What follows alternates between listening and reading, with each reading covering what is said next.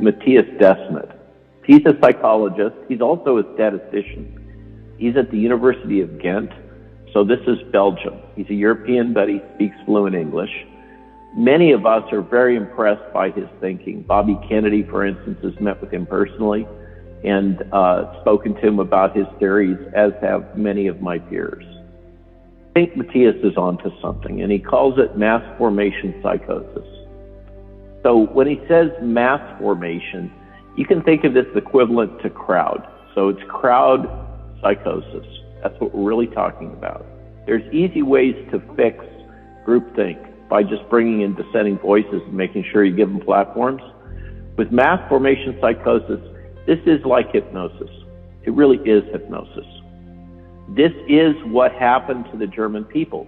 If you live in Europe or you have a relative who's a Holocaust survivor, or also if you've lived behind the Soviet Union curtain, Eastern Europe, etc., this is a fundamental problem that people have, is understanding how can, for instance, the German people who are highly educated, very liberal in the classic sense, Western thinking people, how could they go so crazy, so deep into crazy land that they were doing what they did to the Jews? How could this happen to a civilized people?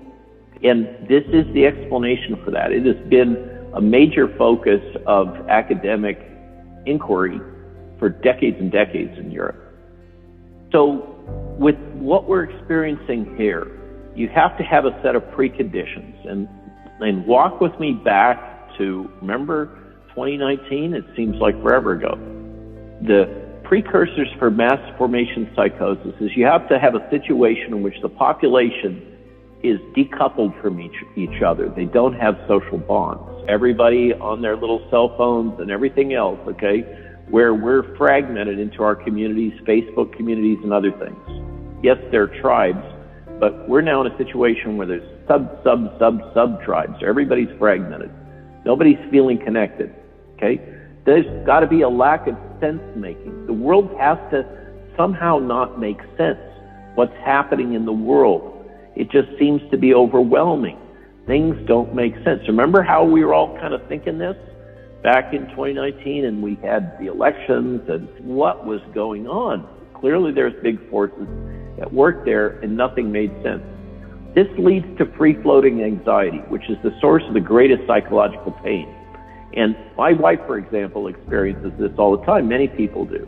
So for her, she has this chronic sense of anxiety. She wakes up in the middle of the night, suddenly alerted to something that she's been dreaming about. So this sense of free-floating anxiety, things don't make sense. We're no longer connected to each other. And we also have free-floating discontent, that things aren't right and I don't like it very much and I'm not sure where to put my finger on it. A lot of us had this feeling. Now think about what happened when the virus broke out. The world obsessed over this virus. Suddenly, every software person in the world was an expert on molecular virology and epidemiology. I had to deal with them, we all suddenly became obsessive experts, spending all our time on the media trying to figure out what the heck is going on because it didn't make sense. And we're trying to protect our children and everything else. When these conditions happen and then the entire population gets focused on one thing, it forms something akin to hypnosis, where all they can think about, they're totally obsessed with that one thing. This is what happens with hypnosis, is you can hypnotize somebody and get them to focus on just one little tiny thing. And you can do surgery on them, they won't feel it. This is a fundamental phenomena of the human mind, is this ability to become hypnotized by focusing all of your attention on one small thing. Once that happens, people lose their ability to have rational thought and judgment. Even if you weren't obsessed, you had all this fear porn coming at us all the time, 24/7, through every channel. Now, was this intentional, or was it just selling clicks there's a lot of signs that there was an intentional component here. That we're sitting in a situation in which we have been actively managed psychologically by some entity that has financial benefit or power to gain from doing this. This gets to the point about global totalitarianism. But regarding mass formation psychosis, once this happens, there's two key things. Everybody gets focused. They have this fusion of their discontent, this focus on a thing, and then leaders step in that seize this moment. And when they're identified as leaders or they're promoted as leaders, and the crowd can see no evil, they can hear no evil, they can speak no evil. And those leaders can say anything. It does not have to be true, and the crowd will believe it. Furthermore, with this kind of process, mass formation psychosis, that we saw in 1930s Germany, and we've seen in other situations, outside dissenters, anybody who says something that is contrary to the narrative must be attacked. These situations must have a common enemy. This was well described in the 1984 book of George Orwell, where there was this constant threat of the Eurasian forces. They were nebulous. One never really knew where they were or if they were going to attack, but they were always used to drive fear in the crowd. So this crowd now that's formed has central leaders that are lying to them all the time, like Tony Fauci. And as you see, there's a narrow world in which those people that have been hypnotized in this way, you can tell them until you're blue in the face what the data are, what the facts are. You can show them video clips of Tony Fauci lying. It doesn't matter. I was in Tampa the other day, and a physician asking questions came up in the line, brokenhearted. She has many other physicians and medical professionals in her family, and she's disaffected from all of them. And she said, it doesn't matter how much information I provide to them, how many papers I provide to them, what data I provide to them, they can't hear it. And it's true. They literally can't. They are hypnotized.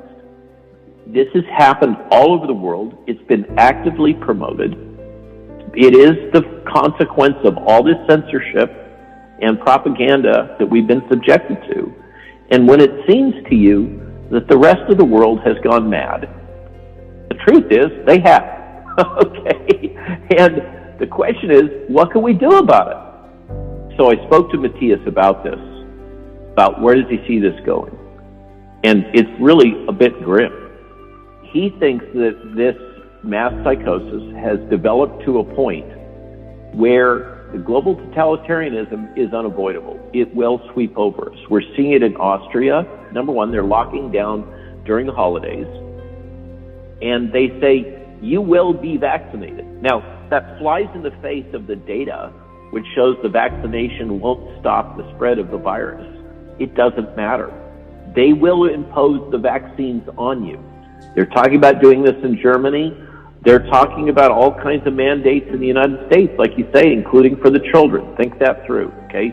So this is happening, and Matthias believes that it's now to a point that it is going to progress through the population, whether we like it or not. We have to continue to try to provide information, accurate information. There's a couple things we can do. We can substitute the fear of the virus, which is irrational, for a greater threat. We can break through to people if we help them to understand that what we're seeing is a coordinated global focus on deploying a global totalitarian solution. Totalitarianism is a bigger boogeyman than the virus is by far. Losing control to Bill Gates and the World Economic Forum and BlackRock and Vanguard is a bigger threat than SARS-CoV-2 is for you or your children by far. Okay? And people can hear that. They can see it.